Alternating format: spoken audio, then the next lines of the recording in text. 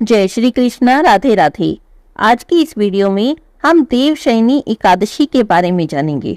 एकादशी तिथि के बारे में कहा जाता है कि एकादशी के दिन भक्ति भाव से, गंध और फूल से जो कोई भी भगवान विष्णु की पूजा करता है, उनके मंत्रों का जाप करता है, उस दिन उपवास करता है, वह 1000 जन्मों के पापों से मुक्त हो जाता है और विष्णु पद को प्राप्त कर लेता है। एकादशी का दिन एक ऐसा दिन माना जाता है जिस दिन भगवान कृष्ण की अपार कृपा प्राप्त होती है। आषाढ़ का महीना है और शुक्ल पक्ष है। आषाढ़ महीने के शुक्ल पक्ष की एकादशी को देवशयनी एकादशी के नाम से जाना जाता है। इसे शयनी एकादशी, हरिशयनी एकादशी या देवशयनी एकादशी के नाम से भी जाना जाता है।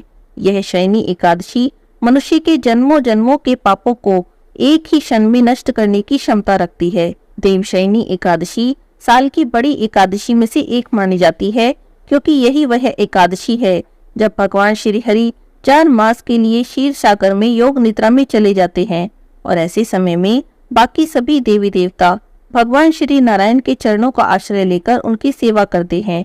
इसीलिए इस 4 मास को चातुर्य मास के नाम से भी जाना जाता है। इस महीने में अधिक से अधिक जप, तप और दान पुण्य किया जाता है। ये 4 महीने ऐसे होते हैं कि इनमें यदि आपने थोड़ा सा भी प्रयास किया, थोड़ा सा भी धर्म कर्म किया, थोड़ा सा भी जप तप या दान कर लिया, तो उसका कई गुना पुण्य हमें प्राप्त होता है। श्रावण, भाद्रपद, अश्विन और कार्तिक, इन मासों का समावेश होता है चातुर्य मास में। ये 4 महीने वर्षा ऋतु के होते हैं और इन 4 महीनों में कुछ न कुछ चीजों का हमें त्याग करना होता है। जैसे सबसे पहले आता है श्रावण का महीना, और इस महीने में हरी पत्तेदार सब्जियां हमें त्याग देनी चाहिए, जैसे कि पालक हो गया, सरसों, मेथी, धनिया।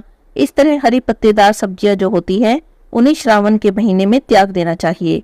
भाद्रपद के महीने में दही और उससे बने हुए पदार्थ हमें त्यागने चाहिए। अश्विन के महीने में दूध और दूध से बने पदार्थों का त्याग कर देना चाहिए। कार्तिक के महीने में उड़द दाल और उससे बने हुए पदार्थों का हमें त्याग करना चाहिए। चातुर्य मास में किया हुआ कोई भी जप तप या दान या कोई भी पुण्य कार्य 16 लाख गुना अधिक फल देने वाला होता है। एकादशी से चातुर्य मास का प्रारंभ होता है, जो कि प्रत्येक वर्ष आषाढ़ मास के शुक्ल पक्ष में आती है। तो आइए अब जानते हैं देवशयनी एकादशी के बारे में। साल 2024 में 17 जुलाई बुधवार को हरिशयनी देवशयनी एकादशी का व्रत रखा जाएगा। एकादशी तिथि का प्रारंभ 16 जुलाई यानी मंगलवार की रात 8:33 से होगा और समापन होगा 17 जुलाई बुधवार की रात 9:02 पर। 17 जुलाई बुधवार को सूर्योदय से लेकर पूरे दिन एकादशी तिथि है। इसे बड़ा ही शुभ संयोग माना जा रहा है। 18 जुलाई दिन गुरुवार को व्रत का पारण किया जाएगा, जिसका समय रहेगा सुबह 5:35 से 8:20 तक। 17 जुलाई दिन बुधवार को सूर्योदय का समय रहेगा सुबह 5:34। सूर्यास्त का समय रहेगा शाम 7:20। ब्रह्म मुहूर्त को पूजा पाठ के लिए सबसे शुभ माना जाता है। सुबह 4:12 से 4:53 तक ब्रह्म मुहूर्त का समय है। इस समय में की गई पूजा पाठ सीधे भगवान तक पहुंचती है, तो इस समय में आप अपने एकादशी व्रत की पूजा कर सकते हैं। शाम के समय 7:20 से 8:22 तक का बहुत ही शुभ समय है। इस समय में भी आप एकादशी व्रत की पूजा कर सकते हैं, भगवान विष्णु के मंत्रों का जाप कर सकते हैं, तुलसी देवी की पूजा कर सकते हैं।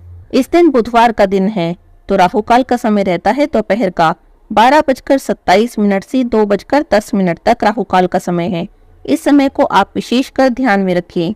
इस समय में कोई भी पूजा पाठ कोई भी शुभ काम हमें नहीं करना चाहिए। देवशयनी एकादशी बड़ी एकादशी होती है।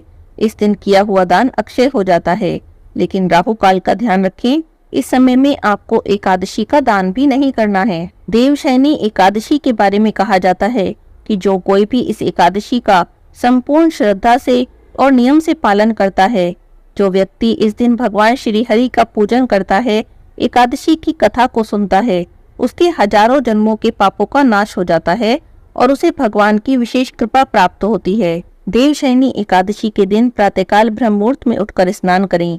एक बात का ध्यान रखें, एकादशी व्रत करने वाला यदि इस दिन पवित्र नदियों के जल में स्नान करता है तो इसे बहुत ही शुभ माना जाता है।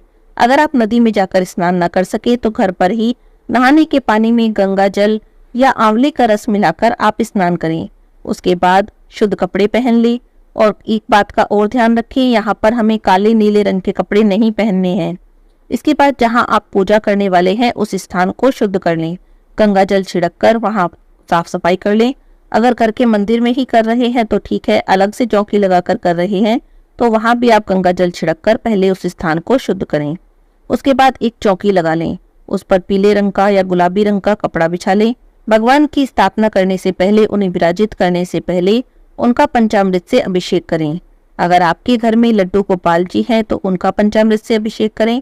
अगर लड्डू गोपाल जी नहीं है तो जिन भगवान की भी आप पूजा करते हैं, शालिग्राम जी की, भगवान विष्णु की, या जिन भी भगवान की आप पूजा सेवा करते हैं, उनका अभिषेक करके उन्हें चौकी पर स्थापित कर लें। भगवान को अभिषेक करने के बाद आप उन्हें पीले रंग के वस्त्र अर्पित करें, क्योंकि एकादशी के दिन भगवान को पीले रंग के वस्त्र अर्पित करना शुभ माना जाता है। घी का दीपक जला लें और उसके बाद भगवान को नैवेद्य अर्पित करें। अपने एकादशी व्रत का संकल्प करने के लिए हाथों में जल और पुष्प ले लें और अपने एकादशी व्रत का संकल्प करें। भगवान से प्रार्थना करें कि आपका एकादशी व्रत निर्विघ्न पूर्ण हो जाए। इसी दिन से चातुर्मास भी शुरू हो रहा है, तो अगर आप चातुर्मास का पालन करते हैं, व्रत करते हैं, चातुर्मास के नियमों का पालन करते हैं, तो उसका संकल्प भी आपको यहीं पर करना है। उसके बाद आप भगवान विष्णु की विधिवत पूजा करें। एकादशी व्रत की कथा पढ़ें या सुनें। भगवान विष्णु की, भगवान कृष्ण की और लड्डू गोपाल जी की आप आरती करें और उसके बाद तुलसी देवी की पूजा करें। तुलसी देवी की पूजा एकादशी के दिन विशेष रूप से की जाती है। तुलसी देवी के पास बैठकर आप घी का दिया जला लें, तुलसी देवी की कथा पढ़ें, उनके मंत्रों का जाप करें। वहीं पर बैठकर भगवान विष्णु के मंत्रों का या भगवान कृष्ण के मंत्रों का भी जाप करें। तुलसी देवी की परिक्रमा करके अपने पूजा पाठ को संपन्न करके आप अपना एकादशी व्रत करें। एकादशी व्रत आप अपनी शारीरिक क्षमता के अनुसार निर्जला कर सकते हैं, जल के साथ कर सकते हैं, फल फूल के साथ कर सकते हैं, या फिर एकादशी प्रसाद के साथ भी आप अपने व्रत का पालन कर सकते हैं। लेकिन एक बात का ध्यान रखें, आपको इस दिन किसी भी प्रकार के अन्न का भोजन नहीं करना है। एक और बात, इस दिन चावल का प्रयोग किसी भी रूप में नहीं करना चाहिए। यहाँ तक कि पूजा पाठ में भी चावल का प्रयोग नहीं किया जाता है। इस बात का आप विशेष रूप से ध्यान रखें। एक बात का ध्यान और रखना है, एकादशी के दिन तुलसी दल नहीं तोड़े जाते हैं और भगवान की पूजा के लिए, भगवान के भोग के लिए तुलसी दल की आवश्यकता होती है। तो आप पहले दिन ही तुलसी दल तोड़कर रख लें, उन्हें आप भगवान की पूजा में प्रयोग कर सकते हैं। एकादशी का दिन पूरी तरह से व्रत उपवास के साथ व्यतीत करें और अगले दिन द्वादशी तिथि में जो शुभ समय बताया गया है उसी समय में आपको अपने व्रत का पारण करना है। व्रत पारण के लिए शुद्ध सात्विक भोजन बनाएं। भगवान विष्णु की पूजा करके उन्हें भोग लगाकर ब्राह्मण को भोजन कराकर आप अपने व्रत का पारण करें। अगर व्रत पारण के दिन आपका दूसरा व्रत पड़ जाता है, जैसे कि इस बार गुरुवार का दिन है और गुरुवार का बहुत से भक्त व्रत करते हैं, तो ऐसे में आप जल और तुलसी दल से अपने व्रत का पारण कर लें। इसके लिए आपको अन्न खाने की बिल्कुल भी आवश्यकता नहीं है। आप फलों से, फलों के जूस से भी अपने व्रत का पारण कर सकते हैं। देवशयनी एकादशी को पद्मा एकादशी के नाम से भी जाना जाता है और हर व्यक्ति को इस एकादशी का पालन करना चाहिए। जो भी व्यक्ति इस एकादशी का पालन नहीं करता वह निश्चय ही अपने लिए नरक के द्वार खोलता है, ऐसा हमारे शास्त्र कहते हैं। देवशयनी एकादशी से भगवान श्री हरि योग निद्रा में चले जाते हैं, इसीलिए 4 महीने तक कोई भी शुभ मंगल काम नहीं होते, जैसे कि विवाह नहीं होते, गृह प्रवेश नहीं होते, मुंडन आदि कार्य भी नहीं किए जाते। इन 4 महीनों में तो जितना अधिक हो सके जप तप और दान करना चाहिए और पुण्य लाभ उठाना चाहिए। तो ये थी देवशयनी एकादशी के बारे में जानकारी। आज की इस वीडियो में बस इतना है। हरे कृष्णा, राधे राधे।